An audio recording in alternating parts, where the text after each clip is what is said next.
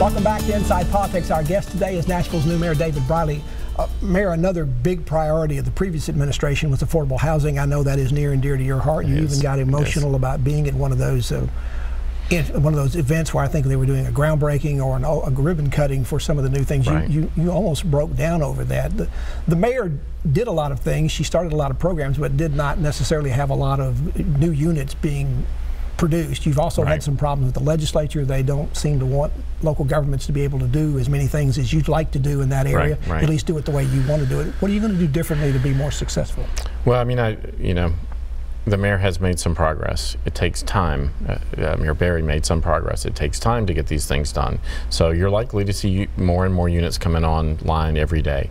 I'll continue to make the investments that the Mayor Barry did. The $10 million a year to the Barnes Fund is going to be in the budget again next year. Right, and there's $25 million in GO debt that has already been issued for affordable housing, and we're working hard to get that deployed. There are very many facets to this problem, one of which is we need more developers, not-for-profit, affordable housing developers in town to get all this money deployed. As you start building more of these units, are you going to continue to have the community understand what affordable housing is? A lot of people think of that immediately as government subsidized housing. Right. In a lot of cases, you may be talking more about workforce housing for policemen, firemen, and teachers. Because of the increase in housing costs in our town, people who are working what used to be jobs where you could afford a house can't afford one anymore to buy it on their own. So we're going to have to help in some respects if we want to have a mixed income community going forward. In terms of what you want to do for the budget, before the Mayor Barry left, there was already talk about this being a very tough budget year. Right. One of the things that I think is supposed to be in this budget, I believe she announced a multiple-year pay plan for the city employees, and I believe this is either the second or third year of that. It's the second year, I believe. Do you plan to continue to have the funding for that additional? That's a pretty good, when you talk about a pay raise, that's a pretty good chunk of change. It's a significant amount of money. The current plan, based on my initial conversations with the finance department, is that we'll be able to do that. There's still work to be done on that, but it's my plan and my hope, and I believe we'll be able to do that. One of the big issues it appeared to be coming up in this budget would be what to do about the future of General Hospital. You want to continue to have a safety net hospital available, but if we continue to see the subsidy the city puts into that, what are the limits on that? Because it's approaching $50 million a year, and that's a lot of money. It is a lot of money. So I'm committed to our having a safety net hospital. I'm also equally committed to making sure that every penny we spend there is well spent and provides the absolute highest amount of care to people who are in need. So maybe not as full service as, say, some of the other hospitals are if we don't have the patients in bed, the bed count to justify that. Well, the initial look that we're going to take is at the services that are being provided there. And if there's some service that is being provided at another hospital, and we could save money by eliminating that service at General Hospital, that's going to be step number one.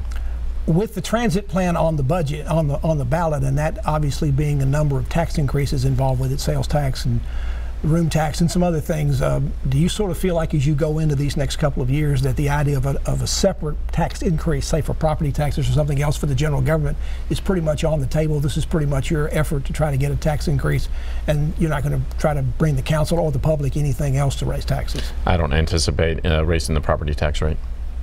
So that will be off the table for this year. It'll be a no tax increase budget. There won't be a tax increase.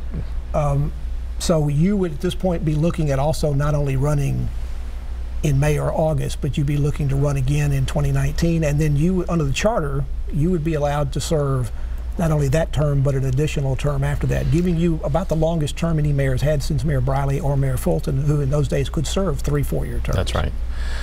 Well, I intend to run this August, and hopefully the people will give me a chance to finish out this term, and then there'll be plenty of time to talk about other elections after that. I've been around long enough to know that you got to do it one step at a time.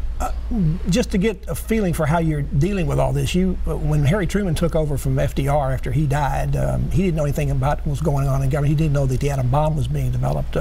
Have you had some revelations for you about things going on in Metro that perhaps you weren't as fully up to speed on as you thought you were when you came in? I would say very little in terms of something totally brand new. It's really more about getting a greater depth of knowledge about the things that are going on. There have been a couple of economic development items that I wasn't fully aware of.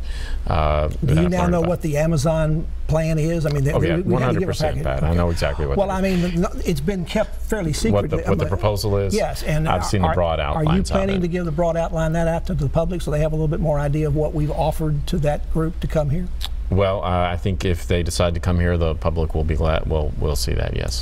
Now that you've seen the proposal in some detail, do you understand why Nashville would be in a top 20 city, one of their finalists to take a look at? I mean, we would intuitively would not necessarily be the city that you think would be on the list. I don't agree with that. I think intuitively we are in the top 20. I think it's got very little to do with the economic incentives that are being proposed. And we're ready for it. 50,000 new jobs. That's for them to decide, really. I mean, I think what people need to know is that yes, we are that kind of city. We are in the top 20 for a big relocation like that. We are already there. And if Amazon doesn't come, somebody else is going to be coming right behind them. David Briley, congratulations on your new job and good luck to you. Thank you. Thank you. And thank you for joining us on Inside Politics this week. Hope you can be back here again for a future show. If you can't get enough politics in the meantime, go to the News Channel 5 website. You'll find my Capitol View commentary there. There's a new commentary posted every Friday afternoon. Enjoy the rest of your weekend, and we'll see you back here next time. Goodbye.